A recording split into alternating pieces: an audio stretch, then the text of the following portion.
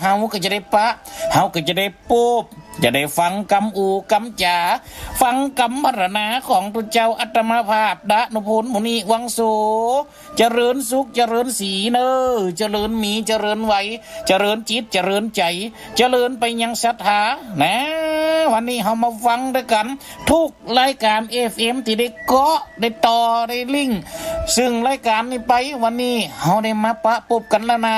หลังจากดิมได้ปะปบกันนานวันนั้นก็ได้ออกรายการไปกับเป็นเตดอำตุจกอัดรายการออกที่วัดสมป่วยไปเหี้ยปัดวันนี้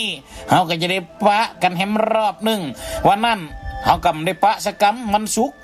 เพราะว่าติดกันมันติดอาทิตย์ไม่แรงไปแล้วเพราะว่าอย่างศรัทธาทั้งหลายก็ติดงานศพบุคคลผู้เป็นปูของอาตมาภาพเนาะก็มามรณะกรรมเจียนจากปาดภาคจากไปแหมตายตั้งแต่วันศุกร์ไว้มาเครือสวดคืนวันศุกร์วันเสาร์วันติดวันจันทร์วันการวันพุธวันพัดวันศุกร์แหมวันหนึ่งจะมาส่งสการตามคาบเอาไปส่งสการที่ประหิวหลวงไม่ศุกร์นี่ก็นิมนต์ถึงท่านพระอาจารย์สนีกาหลวงมาเลยได้ออกปะปบกับสาธุชนสกรรมในวันนั้นวันศุกร์ไม่แรงนะเนี่ยแต่ย้อนยังศรัทธาบรรดาพ่อแม่พี่น้องการงานหนักหนาบัดนี้ก็จำเป็นละนะศรัทธาบรรดาพ่อแม่พี่น้องเหตุการณ์อย่างอีมันได้เกิดขึ้นเนาะจะละก็ละบ่ได้แซมบ่เป็นคนเฒ่าที่เคยอยู่ห่วมกันมาเป็นปู่เฮานี่เป็นป่อของป่ออาตมาภาพก็จำเป็นเนาะศรัทธาทั้งหลายเพราะฉะนั้นตั้งได้ก็ละได้อาตมาภาพก็เลยจำเป็นต้องไปตั้งนั้นเฮียก่อนเนาะก็ต้องขอสุมมอบขอสุมมาขออภัยดิ่มได้ปะได้พบกันซึ่งวันนี้แต้ๆกำจะได้อยู่นะศรัทธาทั้งหลายกำลังปีกเขาวัดกันมานี่ท่านอาจารย์สนีกระหลงกระเช่นกันวันนี้ไปห่วมทรงสการตามคาบหลวงพ่อท่านพระครูนะวัดบ้านห่างวังเหนือนะครับก็ได้ส่งสการวันนี้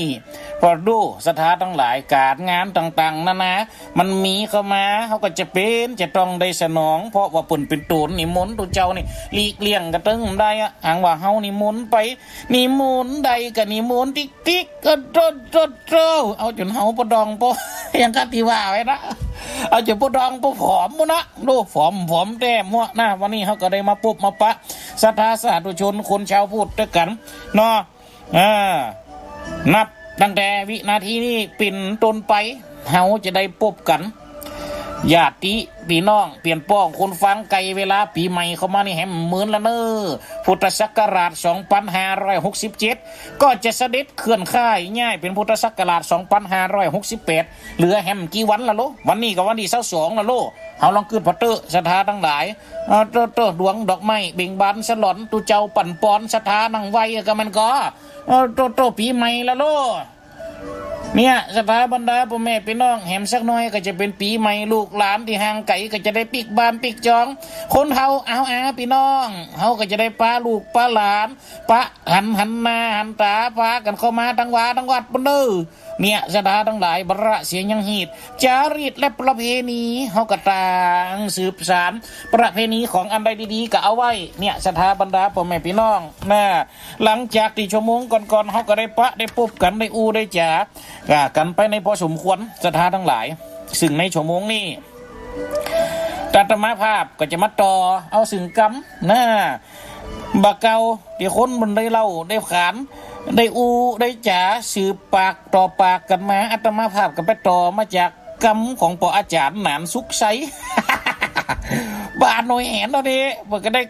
ได้จ๋าฟังปุ่นไว้เนาะแต่แล้วที่เขาได้ไปถึงไหนล่ะกะไปจำกันได้ฟังอีปออีแม่เดี๋ยวเขาได้ฟังรายการกับไปนี่บางคนประกาศโหเอามาติดตามเอามาว่าเห็นรอบนึงเด้อว่าได้หมดอย่าเสน่ห์ว่ามันมีเวลานะเอานี่ว่าจบแล้วตัวอธิบายเป็นอย่างตัวเอาเด้อเป็นอย่างเนี่ยเดี๋ยวจะอธิบายฟังเนี่ยอธิบายตั้งโทรศัพท์นี่ว่าไปได้จะได้ว่าไม่ยังเจ้าจะเสียงตังกันว่าอย่าโทรมาเอาตั้งโทรศัพท์กับหัวเสียงตังเนี่ยว่าจะนั่นเปิดว่าออกตั้งรายการจะรอจดเอาเนี่ยศรัทธาทั้งหลายปนห้องว่ากำอย่างท่านอาจารย์สนีกาหลวงห้องกำปึกกระดกมันยังหูบ่นะแล้วก็กำหมูนี่มันตรงนี้เหรอจะไปหันเงินนะดำจะไปหันคำนะเศร้าหมูนี่ว่าเป็นกำดีว่าปนเปรียบเทียบปนปนจ๋าปนโยกแม้ไป เป็นคติเอาไว้เตือนใจเป็นกรรมคมล้านนาปกว่าได้สถาบรรดาพ่อแม่พี่น้องแม่นก็กรรมหมูนี่มันถึงมีหังปนโลแต่แล้วได้ถึงไหนคะบทไหนจะไปยิ้มยากปากปึกมันก็จะไปลึกจะไปให้จะไปเล่นไพ่จะไปเล่นไฮโลจะไปกินยามาจะไปกล้าของผิดกฎหมายจะไปขายของเถื่อนจะไปเปลี่ยนเมียเก่าโปโต อันนี้ตั้งปออาจารย์นานสุขไซบนเขียนไว้นะจะไปเอาหัวใหม่จะไปไต่หัวไม่พัวมันจังฮักจะไปปลูกฟักตีคุมโปโตอันนี้มันถึงมีแต่เนอสดาทั้งหลายไปพอเตอถ้าปลูกฟักตีคุมนี่เมียเลี้ยงเสียบางทีกำจิงงามหิวเฮงออโต้หิวจัดลาดก็มีเพราะว่าหยังสถานทั้งหลายมันต้องการแสงอย่างต้นไม้เนี่ยมันต้องมีแสงแดดคอยสาดคอยส่องแปลงเป็นปองเป็นจ่องคือมันจะได้เอาหยังไปสังเคราะห์แสงในการแปลงอาหารของเพื่อนลูกก็ไม่นี่มันจะยังคนแล้วอะไรนี่จะกินนะพี่ก่อนต่ำตุ่ม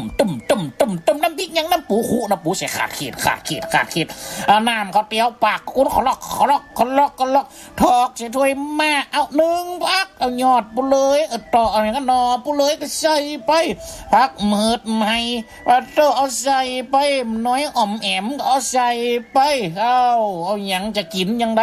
ว่าไปหันหมดคนเฮามันก็กินกันได้ตั้งนี้เนี่ยศรัทธาทั้งหลายแม่นก็ละแต่พักก็ต้องได้สังเคราะห์แสงดูดห้ามเอาหากไปหูบน้ำหูปุ๋ยออกปื้นดินมาโพดขึ้นมาก็เอาเด็ดมาสังเคราะห์แสงกันกองแถลงเป่งออกเป็นอาหารมาตั้งใบเนี่ยศรัทธาบรรดาพ่อแม่พี่น้องอันเฮาจะนี่เฮากันลวกกันโลก็พอมามดศึกษามามดเก่าเนี่ยศรัทธาทั้งหลายคนเก่าบนว่ามันตึงนี้หรอจะไปปลูกฟักตีคุมมันก็จะไปเอาไม่นุ่มมาแปลงลักไม่นุ่มมาแปลงลักแล้วก็เคยอูปละเตียเนาะจะไปเอาไม่นุ่มมาแปลงลักจะไปฝังลักวันติดนี่คนเก่าถือโตเมียเนอะเอาอย่างว่าสมัยเดียวบางฟองถือแต่มันยังอยู่ติดปากคนแม่น้ำก็ได้เปื่อขนตางเขาฟังจังซ้อว่าแวกเปิ้นว่าแม่น้ำก็ได้เปื่อขนตางเปิ้นว่าพี่สางก็ได้ย้อนกำปากเฮียใช่อุ้ยงามไปเนี่ยสถานทั้งหลายมันดึงว่ามันโลมันดึงว่ามิแต่ไปปักลักมีหันเตือหนึ่งมีบานของคนหนึ่งปุ่นเจี๋ยเหลี่ยงมุนี่เปิดก็ไปแหกลักนะยังว่านะก็แหกกำลังจะแหกนะหมอกโจดเนี่ยก็เอาตัดวันติดโลกวันวันลูกผลด้วยปีกแม้มันเป็นวันหยุดด้วยเดี๋ยวตอนเย็นเขาก็กลับแล้วปากันเนี่ยอันเต้าคนเมียงกายไปกระตักกายมากระตักไปดิยะยังผมก็ขายรถขี่รถวันนี้พังดักกาพวกปัดเต้าขี่รถมาเห็นผมก็มาจอดตักไปยะนะเมียจะเป็นได้ลกของเฮมดคนมันยุ่งว่านะมันอยู่ที่จิตติดใจสถานทั้งหลายถ้ามันในยินกรรมจะอีจิตใจที่มีมันก็ห่อเหี่ยวไม่ได้แล้วต้องออกว่ะเป็นยังออกก็ออกนั่นน่ะกูถึงว่าแล้วไปเนี้ยมึงกำฟังกูเดี๋ยวหาวันใหม่ว่าปัดโตคนทำมาจิตใจมันหลายอย่างมันก็ต่างใจต่างจิตนาความคิดล้วนนาจิตต่างเพราะฉะนั้นกูสิ่งกูยังมันก็ย่อมจะต้องให้ได้ปิ่นไปมันก็อันใดปุ่นถือมันก็จะต้องปิ่นไปตามนั่นจะไปฝังรักวันติดจะไปละหีดจะไปรีดประเพณีจะไปละเจ้าตีนี่จะไปละปีจะไปละน้องจะไปละคองอย่าไปละหิงของหากินมาถึงละบันได จะไปว่ากะคองกับหิงเตอะโตกองเข้ากับละบันไดโลโตถ้าเป็นอย่างตุเจ้านี่ว่าถ้าเป็นตุเจ้ากำดีละบาทมันจะยังโตบาทเกณฑ์เดียวเที่ยวทั่วไทยไปใดกุฏิถ้าตุเจ้านี่นะบินตบาทออกเดินทะดงกลัดห้วยลัดเพะเข้าบ้านเข้าเมืองบินทบาทปูดไปปัดตุบาทออกไปกระดึงได้ปีกเข้ามาแม่นก็เพราะมันเป็นหน้าที่ของตุเจ้าหรอลำใจตุเจ้าไปพอกะปัดเขาจะว่าดีแล้วนั่นตายแล้วคนบ้ามาอีกแล้วเห็นไหมแม่นก็ขนาดสมัยเดี๋ยวบางทีเขายังว่าบรรดาตุเจ้าไป ท่านออกข่าวออก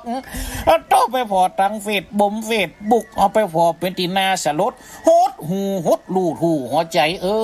อย่างอีก็มีคำเป็นหยังแม่นก็เนี่ยสถานทั้งหลายเพราะฉะนั้นห่อมหนูกันหนูไตห่อมในกะไรในเตียวไปนะห่อมได้ก็ห่อมนั่นจะไปละปีละน้องจะไปละคองละหิง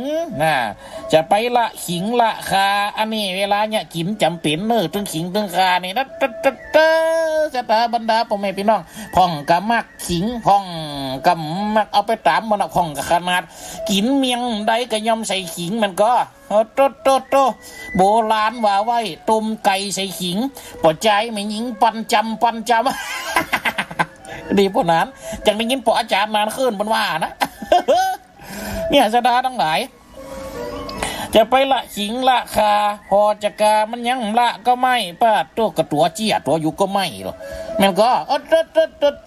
ย่ำร้องละก็ไม่มาโลนดินเพราะนั้นมือสึกบุดกับเมียที่กาบเหมือนเวอร์สวัสดิ์รูปวะกะมันก็เนี่ยสถาทั้งหลายจะกาเจี๊ยจัดจะกากับบละคนก็ไม่คนใครกับบละหมอสจอบตแกบ้านกับบละประชาชนฮิโร่บนว่าไว้รถยนต์กับบละถนนโอ้อันนี้มันดึงแปรรถเครื่องรถยนต์ละถนนนี่มันเป็นทางเที่ยวของเปิ้นยังร้องปะเที่ยวห้องเมียงวะ เมียบุญเดียวกับยางหัวแปบเปิบอะคะมันก็มาคนละอันกันรถเคียงรถยนต์นี่มันต้องได้ละถนนนี่นะขนกับหนังถังกับน้ำมันดึงแต่โลน้ำกับบ่อต่อกับหังนี่มันก็ฟางกับข้าวรีบไม่หีบกับทีมปิ้งหิงกับกูกับผีคูมันก็เนี่ยหิงกับตวงกูกับพระเจ้ากูกับผีคูของมันอยู่จูด้วยกันหรอเอาไปย้องไปเลยก็จะได้หรอมันก็โง่หมากกับปูกูกับขันตังนี่ปากังกับกูกับน้ำจำโอ้เป็นละอ่อนสมัยตะก่อนนี่ยังตันหันอยู่นำเดียวหูจะมีหัวบ้านเฮานี่จิ๋วบ้านห้วยแหนสมัยตะก่อนเป็นละอ่อนนี่โอ้ขึ้นไปห้วยยามแรกเนี่ยคืนระหวยจังหันมันอยู่เต็มแคมน้ำหนูปลากังเนี่ยนะโอ้ไม่คล้ายๆกับปลาเลาะแต่หัวมันจะปุ่มเนาะปลาเลาะปลาลิมมันนี่แต่เป็นปลากังนี่มันจะคล้ายๆนะหัวมันจะปุ่มแต่ลายมันจะงามเขาไปพอดีทีลายงามปลากังนี่นะชะดาต้องหลายเนี่ยปลากังกับกูกับน้ำจำพระธรรมกับกูกับพระสงฆ์ของเหมือนนึงกูกันอยู่แล้วโลพระธรรมกับพระสงฆ์นี่โตพระธรรมมันมีอยู่หันแล้วพระพุทธเจ้าไปตรัสรู้เลยเอามาสั่งมาสอนนี่ศรัทธาทั้งหลายบางคนก็ต้องว่าความจริงตั้งพระธรรมพระพูดพระสงฆ์ความจริงอย่างพระธรรมมันมีแล้วทันแล้วพระธรรมคือธรรมชาติพระพุทธเจ้าทรงไปตรัสรู้หูยังพระธรรมเรียกเอายกเอาพระธรรมนั่นมามาจางพังเพราะฉะนั้นก็เลยยกจ่องเอาคนที่ประตรัสรู้หูตันสิ่งธรรมน่ะเลยเอามาก็เลยเอาพระพูดขึ้นก่อนพระพูดพระธรรมได้จึงจะเป็นพระสงฆ์เนี่ยศรัทธาทั้งหลายกับพระสงฆ์ถึงวันเนี่ยกับกำธรรมนั่นโลเฮาลองฟังถึงวันเนี่ยคนตื่นธรรมที่เปิ่นได้สั่งที่เปิ่นได้ที่เปิ่นได้สอนบางคนก็ถูกจริตบางคนก็ถูกจริตมันก็ไปตามยุคมันก็ไปตามสมัยเนี่ยศรัทธาบรรดาพ่อแม่พี่น้องธรรมมันก็มีอยู่หลายแบบดูทำมาวัดก็ยังกับติดงานศพงานฉากกันทั่วไประบำติดเอวะเมสุตังเอกังสามายังบังกาวาสาวัตที่ยังวิหารัมตีจิตาวันเนอานันทะปินติกัสสะรัมเมอันนี้ก็เป็นธรรมวัดกาของเมียงเขาก็ถึงบ่แยกกันวุ่นวายแล้วนะศรัทธาทั้งหลายทำนี่ทำมาวัดสำหรับติดกันงานทั่วไปถ้ามหาจาตุต้องเสียงดีอย่างสนีกาหลงมุนกานี่ต้องเสียงอย่างกับพระอาจารย์หลายท่านที่ได้ออกรายการออกไปนี่ฟังอาราธนากะอาราธนาปะเสียงบางเตี่ยกีดกิ่วขนาดนักเขาฟังหมดเด้อสุลิญาติโอจ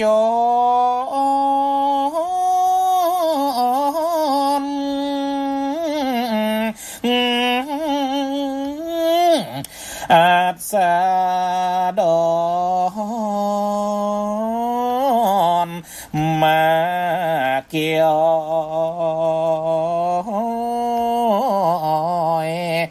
ญา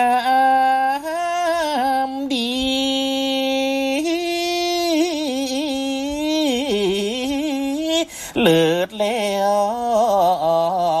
ตะวันเกี่ยวกับมาลับเหลี่ยมเขาอยู่ข้านทอนนี่แหละเอาเปาะตัวอีก่อนเนี่ยสถานตั้งแต่ตัวเจ้าเตมหาจัดกันห้าโลนะโมตัสสะภะคะวะโตอะระหะโตสัมมาสัมพุทธัสสะนี่เอาเสียงใหญ่ครับเงียงถึงเอาเสียงใหญ่ครับเวลานี่ตะวันลงแรงเหรอตัวเตี้ยนี่ทำยังคืนมหาราชจะคืนละโลอะโตวังเจตามปุตโตไอ้ดอกต้องมันดึงเปิงหมดเนาะจะได้ทั้งหลายมันก็หนาวเห็นน้อยนี่เนี่ยทำกับกูก็ประสงค์จะได้ทั้งหลายอันนี้กับห้องระบำห้องมหาจักรนี่ถ้าระบำรัวไปเตดบรรยายกับอย่างกับอัตมาภาพกับชนีกาหลงจังไปกุเตียนะโมตัสสะภะคะวะโตอะระหะโตสัมมาสัมพุทธัสสะเตดไปเฮยอย่างอูจ๋าไปให้มันได้เข้าใจกันยุคโคสมัยเดียจารเล่นฟังอย่างอีให้ม่วนนี่สถานทั้งหลายเข้าใจเว้ยเนี่ยมันก็ยังว่านะล้างเนื้อกับถูกล้างยาเพราะฉะนั้นสถาบรรดาพ่อแม่พี่น้องเพิ่นนึกว่าเราธรรมะกับเปรียบเสมือนหนังยาดูเจ้าครูบากับเปรียบเสมือนดังหมอศรัทธาที่มาขอกับเปรียบเสมือนดังคนป่วยเอ็นก็แล้วเดี๋ยวให้จะถูกกับยาใดทานใดคนเฮาต้องกระบอกเตอทานจับยาดีมันต้องมีความจืดเงาโลได้ครับไปถ้าว่าได้จับของมันยังได้กระจ่างจะได้บรรดาพ่อแม่น้องรักษาอย่างเอาน้ำรอหูหนูมได้กระตึงหายก็มีทำมาเทศนาก็เหมือนกันสถานทั้งหลายของกระถูกกับอย่างหนึ่งของกระถูกกับอย่างหนึ่งแล้วเขาจะว่าอันใดอันหนึ่งดีกับได้เพราะอย่างว่านะเฮาสุกอย่างอีคนอื่นเปิดกระถูกก็ได้เนี่ยสถาบรรดาพ่อแม่พี่น้องทุกเจ้ากับกูก็พอทำเนี่ยสถาทั้งหลายเพราะฉะนั้นเขาต้องเปล่งใจหานะสถาบรรดาพ่อแม่พี่น้อง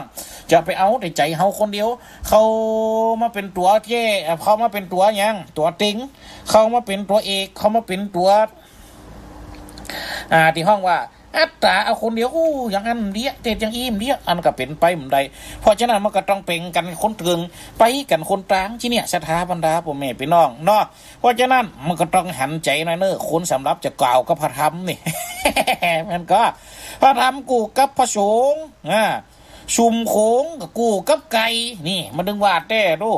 โอ้ดึงชุมดึงโขงนี่ก็เอากูกับไก่กับกูกับข้าวสารฟังปอนานว่าไปลูกนานกับกูกับแม่ไม้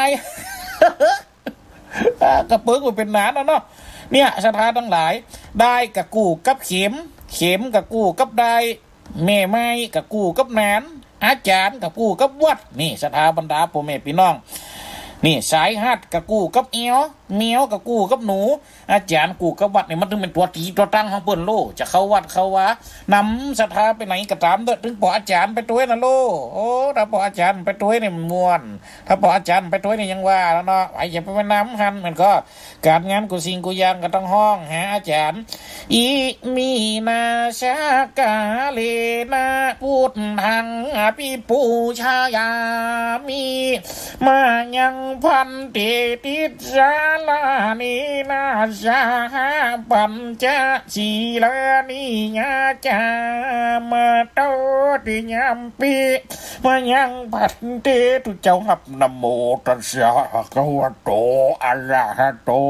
สัมมาสัมพุทธัสสะนะโมตัสสะพังกวัตโตมันดึงไปกันวุ่นเราทำนี้อาจารย์มันก็ได้นะทำนี้อาจารย์มาเตอเราได้คนกำฝ่องเสียงใช่ฝ่องเสียงขัวปัดตัวเฮาก็เคยไปเจอมันเหมือนกันหรอไปติดอยู่ตีนึงปุ่นก็มาฮับความจริงเฮากับจีบานเฮาก็เอาไปทำหน้าที่แทนปุ่นเดินกลางคืนก็มาฮับกูเตียเฮาก็นึกว่ามันมาเอาเฮาก็มีชบนี่อ่ะก็ถ่ายไปเอาตุเจ้าที่อื่นเฮาตุเจ้าใหม่ป้าตัว2 ทุ่มปลายมาแล้วโหลดมาจอดจึกหน้าวัดตันป้าต้องเปิดประตูลงมาปิดประตูตั้งนิมนต์หลวงพ่อครับโหเอาไปไหนมาก็นึกว่าไปงานศพหลวงพ่อครับประเดี๋ยวนี้เป็นจังมาฮับหลวงพ่อเป็นหยังไปกับไปอยากกะเฮาเกิดในใจเนาะไปหยังไปกับไปอยากกะไปถึงหันกับทุกเจ้าต้องเห็นกันหลายอยู่แล้ววัดละตุนเขาก็เกิดในใจกับซ้อนรถผลไปก็เอารถมาจัดดี เขาก็ซ้อนรถเคียงไปเสียไปถึงหันปุ๊บปาดโตนแหลกอายุ82โตนที่2ลงมาอายุ67ปาดโตแซมเป็นตุเจ้าฝรั่งหำกำหนึ่งโตนที่3ลงมาปาดโตอันนี้สีนาก็จัดแกนี่ประมาณสัก50ปลายให้ดีนี่ถ้าจะเก่งอันละอย่าโปรไปเก่งยังว้าวผมบวชตะวานี่ว่าปาดโตมยังมาบวชตะวาเอาแกบนตายแล้วกูกะเจ้ากาหลวงพ่อต้นแหลกก็เข้าไปไว้ปุ่นโอ้เนี่ยมาสการคารวะหลวงพ่อเด้อกับคารวะคือกันนะหลวงพ่อโอ้อายุเธอเนี่ยครับเอาอาตมานี่ก็อายุ82นะเขาก็ไปเอามาอยู่โอ้หลวงพ่อทำจะคนลงเฮาเนี่ยแหละครับบ่แล้วอาตมาทุดงมาเปิ้นกันนี่มุ่นอยู่เนี่ยก็เลยอยู่กับเปิ้นเนี่ยปาดเต้าอย่างกันตายแล้วกูอย่างกันแหลมทนหลวงพ่อครับอายุ60 กว่าปีเป็นเคยอยู่รวมกับหลวงพ่อมาหลายปีแล้วก็เลยรวมกันมาว่าป้าตัวหลวงพ่ออุดังโด่งอุดังส่งขาวโจ๊กพ่อนี่จะเป็นฝรั่งอะไรแมนก็ครับแมนแล้วอาตมาบวชหลายปีโอ้ถ้าจะได้ฟังธรรมหลวงพ่อเลยครับได้แต่ซึ่งในพระธรรมมันบ่เมียตายบวชจุงเมียเลยบ่ตายเชิกกับป้าเท่าอย่างกันหลวงพ่อก็บวชมานี่หลายปีแล้วก็ครับโอ้หลายปีพอสมควรว่ะโอ้ครับอันหลวงพ่อนี่อันอยู่วัดบ้านเฮาเนี่ยนะออกตะกอนเงินอยู่นี่แล้วแต่พอนี่แฮมวัดหนึ่งเปิ้นบ่มีตัวเจ้าว่าป้าทุกคนเฮานี่เป็นฝรั่งได้อูไทยจัดเก่งเลยผู้เมียงจัดเก่งโอ้บ่เก่งยังได้มันอยู่ประเทศไทยนี่โอ้ประมาณ40 กว่าปีเป็นบ่าวก็มาเลยโอ้หลวงพ่อเป็นบ่าวมาเลยครับแมนแล้วมาได้เมียที่เมืองไทยว่ะสุดท้ายเมียตายเริ่มไปซิกหรือบวชจุงศพเมียเนี่ยสถาบรรดาพ่อแม่พี่น้องเราก็เรียงยังว่าแล้วนะเพียมเนี่ยถึงเวลาจะสวดอภิธรรมมาว่าเขาเป็นตังเป็นต้นที่2หลวงพ่อพลังเบิกกำนั่งทัศกรรมเป็นต้นที่3เขากับไปทัดหลวงพ่อต้นหนึ่งเป็นอายุแก่แล้วเปิ้นนะกะต้นยืนไม่เขาละทุกปีกันจัดการเองเลยเนอะว่าป้าเท่าหลวงพ่อไอ้กะบอกเป็นย่างหรอกเดี๋ยวผมจะตั้งน้ำโม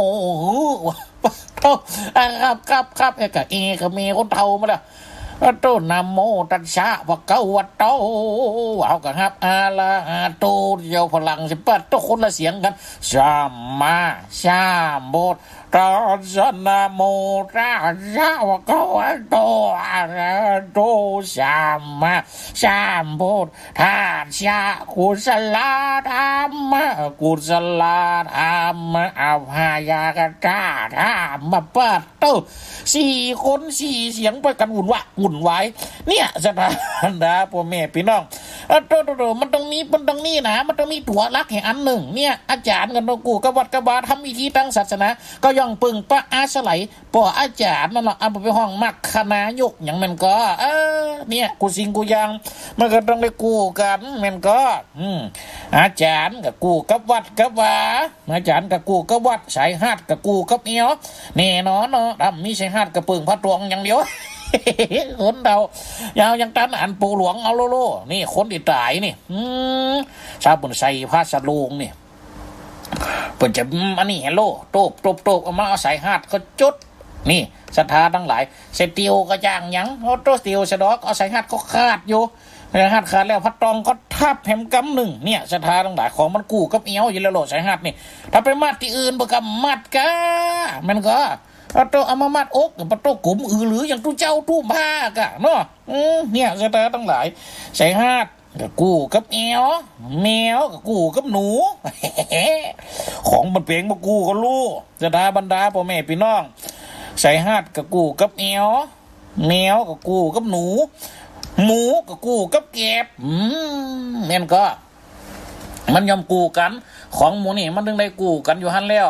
หมูก็ยังร้องกินแกบพอหรอป้าเต้าเมียดองมดผอมมดหัวกับแกบอย่างเดียวมันสิหัวอาหารก็ยังว่านะสถานต้องไหนหมูสมัยมันเดียวใช่ไหม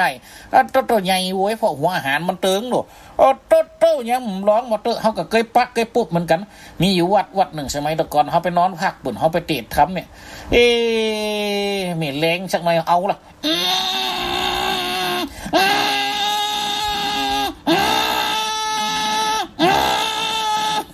เป็นว่าเลี้ยงหมูเจ้าก็อย่ามาดังกับห้อยกะกุฏิเขาอยู่บนเฮิมบนห้องอยู่ลุ่มมาไปพร้อมยังเป็นหมูเลี้ยงไว้โอ้สักบึดหนึ่งพนอยเอาไปละโลหันติวนำคู่ไปแล้วปุ๊บตักเปิดกระสอบสั่งสิ่งเอาถ้วยละมังหน่อยตักเก็บเขาใส่ตักเก็บเขาใส่ตักเก็บเขาใส่สักบึดหนึ่งมียังห้องหยวกตมเอาเขาศูนย์ก้นก็กันมะมิหอกใส่ป้าโตตั้งกินโจโอ้มากระไปแล้วเฮ้ยเนี่ยสถาบรรดาพ่อแม่พี่น้องมันก็กินได้โอ้ตุยลุ่มโอ้เขากระถามทุกปีเลี้ยงมาหลายปีแล้วก็โอ้เลี้ยงมาหลายปีแล้วครับทุกปีอันนี้มันปุดเอามาฮือสมัยตะกอนนี่เป็นหมู5 กีบนะตัวน้อยๆโอ้น่าฮักโตผมเลี้ยงมาจัดเหมือนโตหรือปีหูกำขนมานะถ้าหมาไล่ดิโลดมาเปิ้งผมไหมนะไอ้เลิกแกหวังนะถ้าหมาไล่โลดมาเปิ้งแกเหรอนอนในอกผมนะกูวัน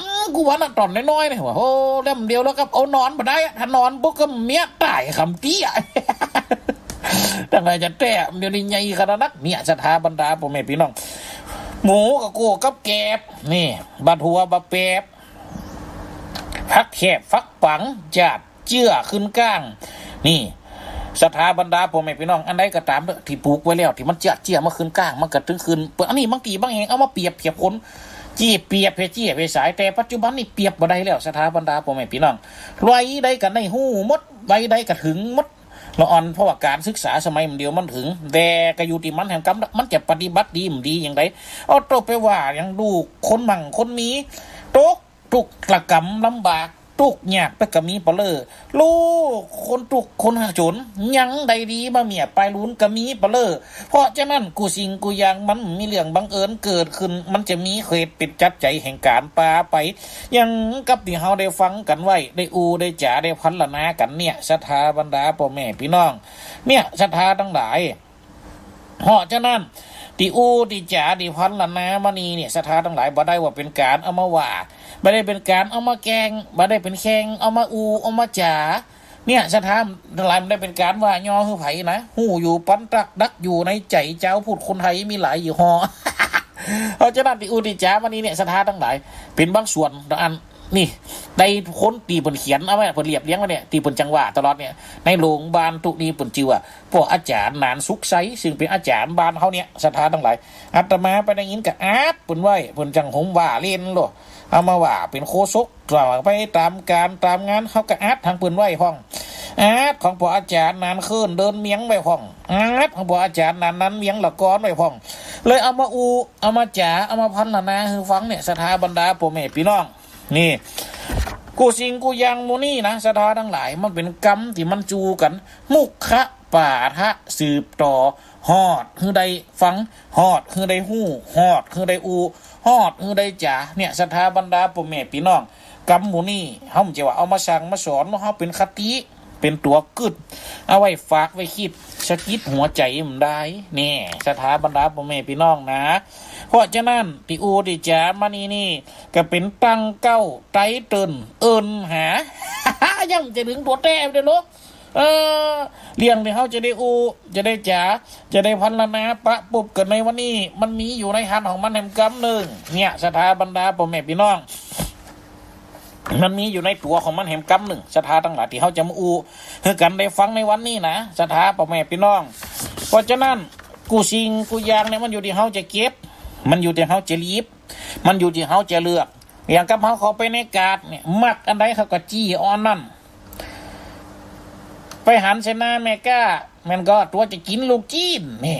ไปร้านขายมันเจ้าว่าเท่าเตียวเวทร้านจนดินโปโฮงมันก็ตึงปะลูกจีนอ่ะมันก็เพราะฉะนั้นมันทำมาเทศนากำกำจ๋าของตัวเจ้าก็เหมือนกันเขาเลือกจะฟังเอานะ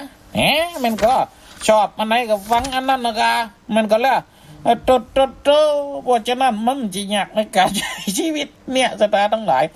วันนี้ก็เหมือนกันที่ตัวเจ้าจะได้จะได้จ๋าจะได้พันละนามานี่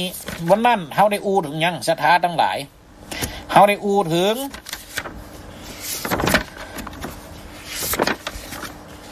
เขาได้ถึงเนี่ยกำเก่าโมเนี่ยนะต่อไปนี่หลังจากก่อนที่กำเก่าที่จะมานั่นวันนั้นเขาได้เหตุเก้าถึงเรื่องของไฟ เรื่องของพราหมณ์คนหนึ่งที่ชื่อว่าโกนทัญญะนี่ศรัทธาทั้งหลายเป็นพระสงฆ์องค์แรกของพระพุทธศาสนานี่ศรัทธาบรรดาพ่อแม่พี่น้องตอนนั้นบวชด้วยกันกี่คนที่เขาได้อูได้จ่าจำกันได้ก็โกนทัญญะคนหนึ่งว่าปะพัทธิยะมหานามะอาชาชิอันนี้เป็นชื่อทุเจ้าสมัยมันเก่าปะนะอันนี้เนี่ยสาวกกัมพลโลศรัทธาทั้งหลายชื่อ5 คนนี่โกนทัญญะก็คือพราหมณ์ที่ทำมาทำนายตัวไอ้ตักพระพุทธเจ้าโอ้ว่าพระเจ้าสุดโทธนะห้องพราหมณ์มันลอยปลายก็คนกันคาดเอามาถึงเมียงเอาติเก่งที่สุดคาดจากลอยปลายลงมาที่น้อยจุนขัดกันกองแล้วมดได้8 ตนนี่เก่งที่สุดในเมืองศรัทธาบรรดาพ่อแม่พี่น้องกับไปเอาติเก่งที่สุดในเมืองเอาไหมแฮมแล้วปุ๊บกับมาทำนายลักษณะพุทธเจ้าโลตอนนั้นเจ้าชายสิทธัตถะเกิดมาแล้วมดเตอผามถึง8 คุณนั่นนะทำนายออกมาเตอบวกลบคูณหารลักษณะการของการเป็นไปลักษณะอันนี้เป็นมหาบุรุษเนอะว่ะหมู่7 คนนั่นทำนายเลยใหญ่มานี่จะมีอยู่อนาคตได้เป็น2 อย่างนะพญาเฮ้ยบัดโตพระเจ้าสุโธทนะเป็นอะไรหรือท่านพราหมณ์ทั้งหมดจงบอกข้ามาเถิดว่าโตพราหมณ์1 8ก็ขอเดชะใต้ฝ่าละอองธุลีพระบาทปกเกล้าปกกระหม่อมบัดนี้ข้าพระเจ้าขอทูลกราบบังคมถวายแด่เจ้าพระองค์อยู่เหนือหัวข้าขอบอกไว้ว่าเจ้าชายโตขึ้นมาหากว่าได้บวชจะเป็นศาสดาเอกของโลกหากว่าได้ครองเรือนจะเป็นมหาจักรพรรดิที่ยิ่งใหญ่พระยาค่ะ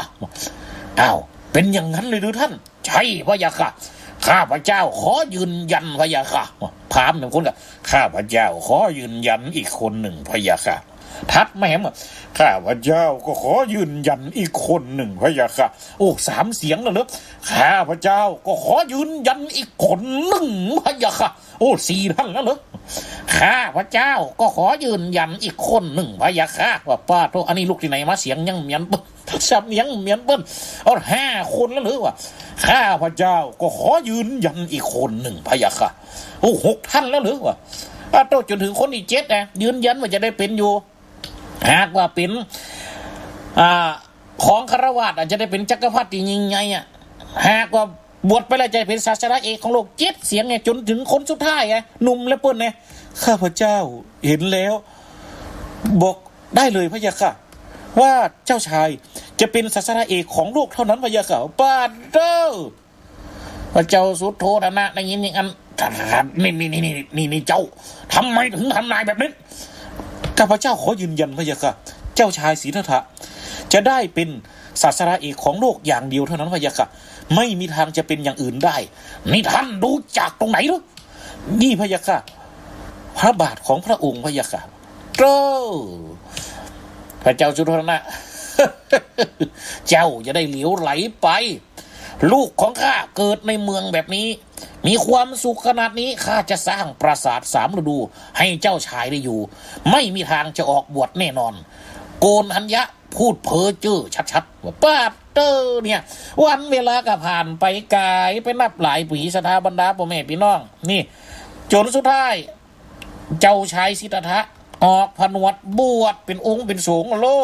เป็นพระพุทธเจ้าเป็นสงฆ์ก่อนเป็นนักบวชก่อนกับไปเฮียนกับอาจารย์ทั้ง2 คนที่ดังที่สุดในสมัยนั้นนี่ศรัทธาทั้งหลายก็ยังหูเดี๋ยวไปทรมานตุนไปสปะสเปดโลกคณะที่พระพุทธเจ้าออกบวชโกนทัญญะหูในโลกตอนนั้นเวลาผ่านมาหลายปีจากพราหมณ์หนุ่มตะกี้โกนทัญญะจากพราหมณ์หนุ่มตะกี้กระเท่าแล้วโลกตอนนั้นพระเจ้าชายสิทธัตถะบวชเท่าแล้วโลขนาดเท่าแล้วยังเลี้ยวหายเดี๋ยวเจ้าสายสิทธัตถะบวชปุ๊บก็ตัวไปบนนิบัติอยู่ ข้าพระเจ้าจะขอน้อมรับใช้ท่านเองนะเจ้าชายสิทธัตถะหากว่าท่านตรัสรู้เองตรัสรู้แล้วซึ่งทำจงช่วยบอกข้าเป็นคนแรกเถิดนะขอกราบเถิดพระองค์ข้าพระเจ้าขอกราบจริงๆว่าเจ้าชายสิทธัตถะกับเป็นยังกับเราห่วมปฏิบัติด้วยกันเป็นยังเอามาห่วมปฏิบัติด้วยกันนั่ง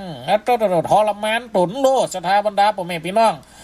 นั่งรับแต่เอามือกำไว้บีบ เอานินบีบมือเอาจนปะแนนปุ่นเอาโตเล็บมือจะปะตั้งก็ไปองค์มือปุ่นโตกระตึงตัดสลูรับตาเอาเงียเอาลิ้นกดเหียกงงเอ้ยกระตึงตัดสลูเดียวไปยังใดล่ามเหลี่ยนี่เจ้ากันอย่ามาปึกแต่ปึกว่าเนี่ยสถานต่างๆทรมานจนปุ๊บหอมเข้าก็กินหน่อยเดียวน้ำก็กินหน่อยเดียวเนี่ยฤาษีตนอื่นกับปฏิบัติห่วมกันบังผ่องกัดโตนกจมะเป่งทั้งอยู่เพียบนหัวกระตึงดิ้นต้วงก็มีลองคืดพอสถานทั้งหลายฤาษีบางตนกันเยอะมือขึ้นจนดูกลวดเป็นอันเดียวกันกระตึงดิ้นต้วงก็มีเนี่ยสถานทั้งหลายโตเจ้าชายสิทธัตถะปฏิบัติมาจนกาละเวลาหนึ่งโตที่เขาจังหันก็สถานทั้งหลายที่เขาจังไปหวนหูบในวิหารพ่อง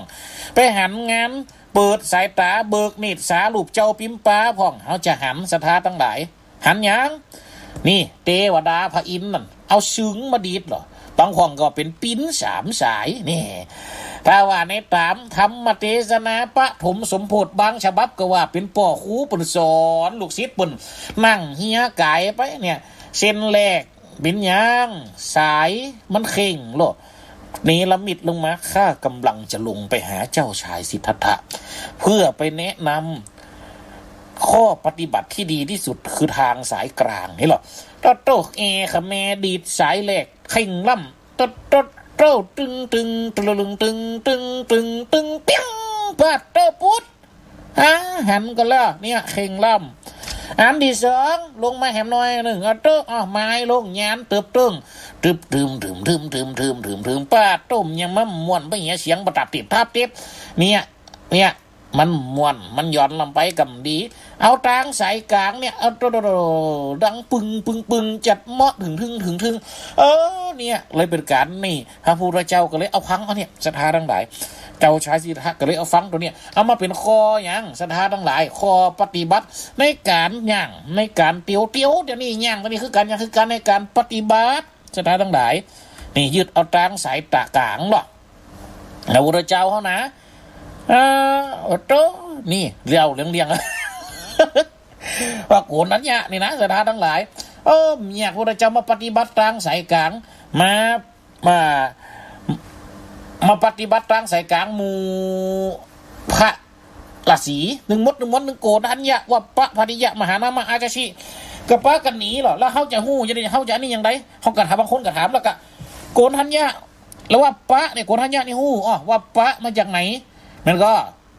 ว่าปะพริยะมาจากไหนมหานามะมาจากไหนอาชาชิมาจากไหนโกนทันยะไปป้าหมูนี่ลูกไหนมาก็คือหมูนี่ก็ลูกมาจากไหนก็มาจากพามที่ห่วมกันทำนายถึง8ตัวนั่นหรอบางพ่องกับมือลูกได้ไหมบางพ่องก็คืออนุญาตให้ลูกได้ไหมเพราะว่าโกนทันยะไปช่วยหาอาจารย์ถึง7 คนตัวตายเพราะจะเสี่ยงล่ะก็เลยชวนหมู่ญาติลูกหลานตันเต้าปุ่นมาห่วมปฏิบัติกับเจ้าชายสิทธัตถะนี่เพราะว่าโกนทันยะสู้โลเก่งโลให้แน่นอนโอ้พระเจ้าถึงจะตรัสรู้เป็นอนุตตรสัมมาสัมโพธิญาณแน่นอนก็เลยปาถึงลูกหลานตันเต้าของพราหมณ์7 คนมาอยู่ปฏิบัติแต่พระเจ้าก็ยังมันละไหนว่าปฏิบัติเข่งเดี๋ยวจะได้มากินข้าวกินน้ำเนี่ยมานั่งรับตาภาวนาป้าตุยอุ้มลุ่มอีถึงได้เป็นพระพุทธเจ้าพระปัญจวัคคีย์ทั้ง5กับป้ากันหนีกับศรัทธาทั้งหลายนี่สุดท้ายมาแล้วหมดจนกาละเวลาพุทธเจ้าตรัสรู้อันนี้ห้อมถามเพราะนี่ห้อมกูละเพราะเขาอูไปแล้วมันก็อยู่ด้วยกันนะปฏิบัติด้วยกันมาตลอดระยะเวลากำนี่มาแล้วปุ๊บวันนี้ก็เปลกใจฮันโลไผ่เตียวมาแล้ววะไหนไปพอแล้ววะเจ้าสายสิทธัตถะมันจะกาเตียวมานี่ว่ะตอนนั้นพุทธเจ้าตรัสรู้แล้วโลตัดสินใจมาโพดปัญจวัคคีย์ตั้ง5ละโลศรัทธาทั้งหลายนัดกันกำนี่พระราปุ่นมานี่บ่ต้องไวเนอะวะจะไปไวสาบสุบสาบใส่หูกันไผห้ามตอนครับไผห้ามไปปูผ้าบ่ต้องยกน้ำยกยังกินต้องอูต้องจ๋าแต่เฮาก็อูประจำมารยาทเพราะผมเป็นเจ้าสายกษัตริย์โลแต่ห้ามปฏิบัติไปเกินกว่านั้นว่ะโตเนี่ยพุทธเจ้าเตียวมาจี๊ดใจตีหันบ่นึงว่าบุคคลที่เป็นอรหันตสาวกเป็นอรหันตสาวกะเจ้าเนี่ยถ้าว่าลังจะได้เกิดแล้วปุ๊บมันจะมีญาณให้ได้หู้เนี่ยศรัทธาทั้งหลายนักบวชโลจนกำเก่าบุญว่าไว้ได้หันก็เป็นบุญตาได้อูได้จ๋าก็มาเป็นบุญปาก ได้อุปถัมภ์ประทาก็เป็นบุญใจแห่สถาทั้งหลายโตอยากหันแล้วมดเกิดความปิติสถาทั้งหลายโอ้โตพุทธเจ้าเตียวมาปุ๊บกำก่อนนัดกันแล้วว่าจำตอนครับสุดท้ายพี่หันแล้วมดเนี่ยความเป็นไปแห่งความมานะทิฐิในจิตใจดีว่าจะมีจำกัดตะกี้น่ะมันลดลงโลโอ้โตลุยลายงุบงับงูงาขู่ขะหัวเข่าปนมมือกราบมดว่าโตกันเลยปากถามกันนัดกันเลยผมใช้กันได้ว่าจำไว้เลยเต้ว่าเข้าใจว่าก็เลยปากถามเจ้าชายมายังพระเจ้าก็เลยบอกว่า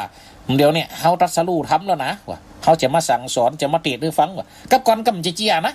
แม่นแต่ว่าตุยล้มนี่จะเป็นใจยังตรัสรู้ได้ยังไงแต่เขาว่าแต่ตลอดระยะเวลาที่เฮาอยู่ในสูมาเนี่ยกี่ปีคาไก่ข่าวกำนี่ก็ว่าคาตรัสรู้ว่ะนี่โกนมันเนี่ยสะดุ้งยั่วแต่เนาะว่าหมอปลากับกำนันเอาแหละแป๊กปากันมาฟังดำพุทธเจ้ากระเทศคือฟังโลดธรรมจักรกับประวัตินะสูตรนะสถาบรรดาบ่แม่พี่น้องที่พระสงฆ์องค์เจ้าเอาไว้สูตรมนต์ตันว่องเอาไว้สูตรวันเย็นปิง8 ค่ำว่องนะเอวะเมสุตังเอกังสามัญญังภาคาวาภาลานาสียังวิหารติสิปัตตานีมิคาตาเยตาราโคปักกาวาปัญจวาคีเยภิกขุนะเนี่ยสถาบรรดาพ่อแม่พี่น้องว่าปัตตุพุทธเจ้าเตะให้แล้วหมดครั้งแรกปุ๊บไผได้ดวงตาหันธรรมของโกนทันยากดอกพระเจ้าเตศสำทับเขาไปแหมจากในดวงตาหันน้ำตัดสลูเป็นอริยสาวกะเจ้าพระเจ้าเลยวอกมาโลอัญญาสิวาทาโกทันโยอัญญาสิวาทาโกทันโยตีตังอัญญาสัมมาโกทันเนี่ยศรัทธาทั้งหลายอัญญาสิวาทาโกทันโยน่ะศรัทธาทั้งหลายโกนทัญญะท่านรู้แล้วไอ้โลสุดท้ายก็เลยบวชแบบเอหิภิกขุอุปสัมปทาท่านจงเป็นภิกษุมาเถิดทำอันเรากล่าวดีแล้วเนี่ยศรัทธาบรรดาพ่อแม่พี่น้องแหมมื้อนั้นอริยสาวกะเจ้าตั้งห้าก็เกิดขึ้นมาเตตนวัดปะพาธิยะมหานัมมะอาชาชิพุทธเจ้าเทศสอนคืนนั่นคืนหุ่งฝลู่เนี่ยศรัทธาทั้งหลายพุทธเจ้าปุเลยยกย่องหันก็เฮาไปเหนือไปไตเฮาจังหันบนจุดถูกจุดเตียนปูจาพระรัตนไตรก็เตียน2 เล่มนั่นเป็นหยังปูจาพระธรรมกับพระวินัยนี่ศรัทธาทั้งหลายเตียนกูนั่นนะปูจาพระธรรมกับวินัยทูปปูจาหยังกูลพระพุทธโลแม่นก็พระบริสุทธิ์ที่คุณเนี่ยพระมหากรุณาธิคุณ3 เล่มนี่ศรัทธาทั้งหลายพระปัญญาคุณวิสุทธิคุณกรุณาธิคุณหรอศรัทธาทั้งหลายที่พุทธคือเจ้าคือสักการะปูจากรวมขึ้นว่าเป็นยังพระพุทธเจ้าเฮานี่โลเนี่ยพระพุทธเจ้าเฮามีมหากรุณาธิคุณขนาดไหนสำเร็จปัญญาคุณแล้วมีมหากรุณาธิคุณเนี่ยศรัทธาทั้งหลายกู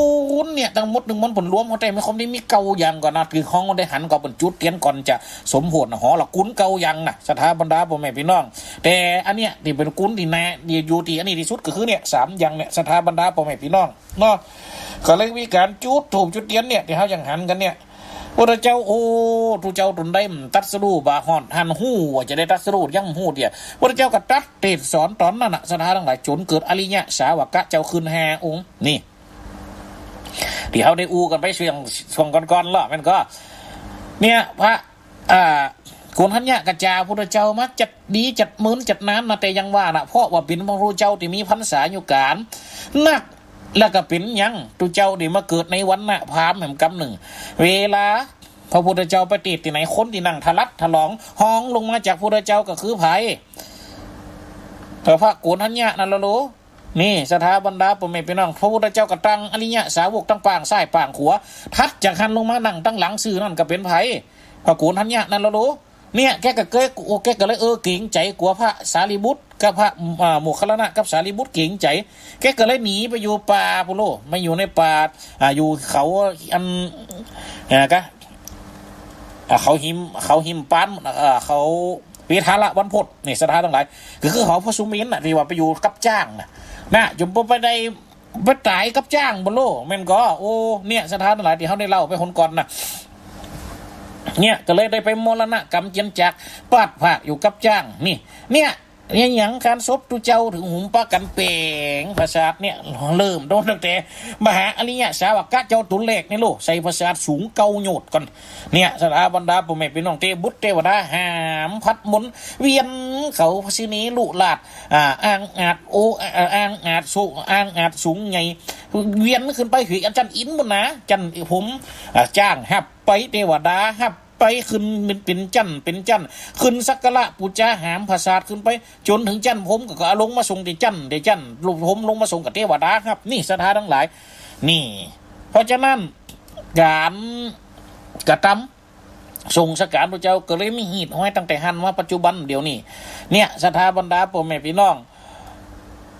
เพราะฉะนั้นเนี่ยอย่างพระโมคคัลลานะถึงได้ตัดสรู้ก่อนเนี่ยผลนึงเล่าที่ทุกเจ้าได้เล่าไปชมมงก่อนก็คือว่าในรายการเขายาคู่นะลูกน้องผลรอให้ก่อนพระเนี่ยพระโมคคัลลานะก็เป็นยังเข้าออกมาเป็นน้ำนมกับไปตานจะเป็นน้ำนมนั่นเนาะตำบีบเอาน้ำเอาไปตานถวายพระพุทธเจ้านี่สถานทั้งหลายเข้าก็ออกมาแหมงอกแหมได้ตานถึงเก้าเตื้อกันลูกแล้วก็ได้อธิษฐานนำคำว่าขอเป็นอริยะสาวกะรูปแรกแห่งพระศาสนาเนี่ยสถาบรรดาพ่อแม่พี่น้องสุดท้ายมาแล้วมดก็ได้ปิ่นแต่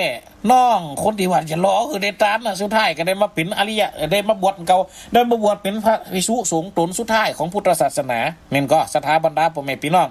เนี่ยกูสิงกูยังนะสถานทั้งหลายการทำบุญเนี่ยสถานทั้งหลายเพิ่นว่าจะไปรอเวลามันก็จะภาวนาต้องรอแก่รอเฒ่าเห็นก็มีลูกมีเต้าก็คือมันสั่งมันสอนกำปั่นป้อนถ้าเท่าแล้วก็คือเฮียนไว้คือแกะก้อนไก่เอามาปิ่นกำดีอันใดดีกับมันสอนลูกมันก็ได้พันได้ผูกกับบิดอนมันดาอันนี้หนาลูกเคยมันดีอันนี้หนาลูกเคยมันให้คือจัดแจงแบ่งไปยิ่งจะได้เป็นสิ่งที่ถูกจริงจะได้เป็นสิ่งที่ควรเพราะฉะนั้นสถาบรรดาพ่อแม่พี่น้องกูสิงกูยังอย่างกับเรื่องของพระโมคคัลลานะที่อูมาเนี่ยที่ทุกเจ้าได้ตั้งเก้ามาแต่ก่อนเนี่ยอันหนก่อนชั่วโมงก่อนเนี่ยกับเพื่อเขาคนเขาเนี่ยได้กระทำสิ่งดีๆมันต้องได้รอเวลาแม่นก็สถานทั้งหลายทำไปหันเตออันใดมันดี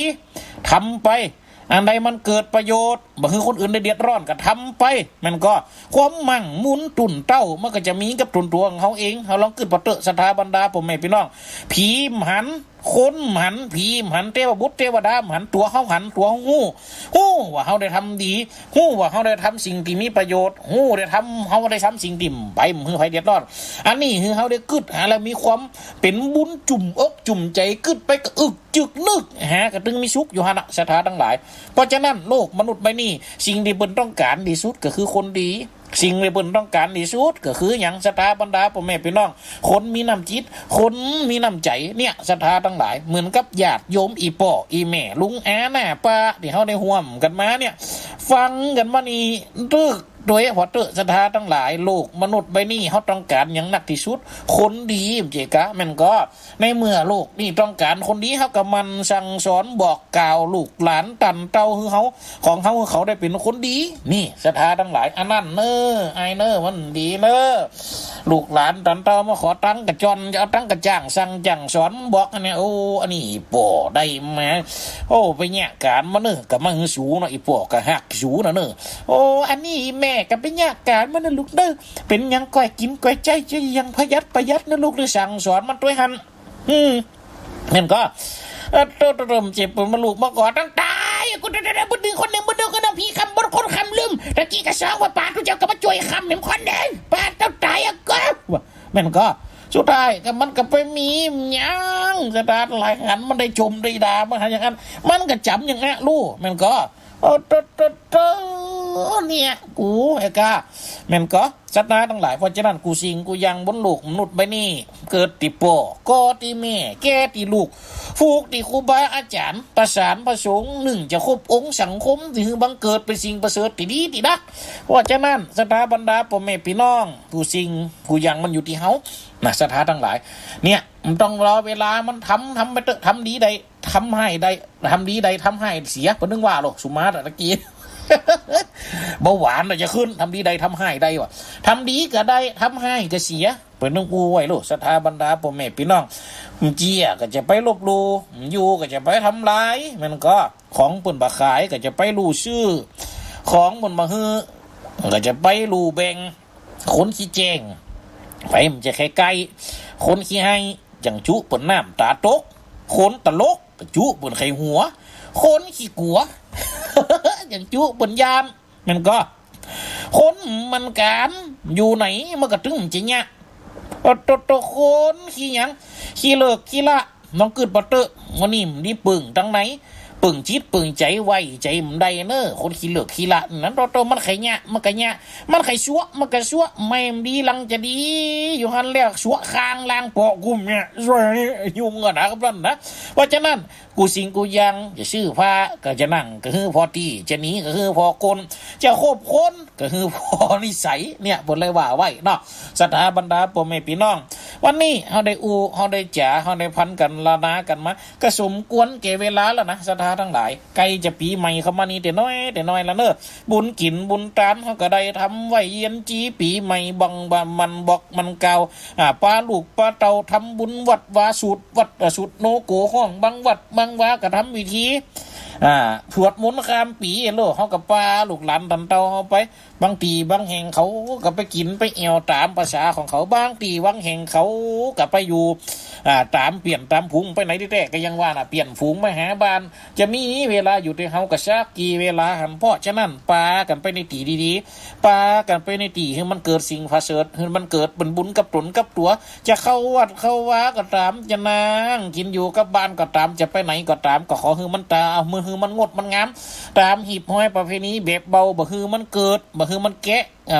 กำมาเก่าบนว่าไว้จะไปฮือมันแกะฮือใดจะไปฮือมันใกล้ฮือเสียเพราะฉะนั้นกูสิงกูยังสถาบรรดาพ่อแม่พี่น้องหักษาประเพณีอันบักเก่าเฮาไว้อันใดที่มันดีก็ช่วยกันกุมเอาไว้อันใดที่ให้ก็ปล่อยมันลุมันหล่วนไปเนี่ยสถาบรรดาพ่อแม่พี่น้องเพราะฉะนั้นเนาะในได้จ๋าได้พัฒนามานี่วันนี้งดการโหกันเนอะสถาบรรดาพ่อแม่พี่น้องนะวันนี้เขางดการโหงดการหับสายก่อนเพราะยังว่าสถาทั้งหลายขณะนี้เวลา 19 นาฬิกาที่นี่สถานีวิทยุเพื่อการศึกษาวิทยาลัยส่ง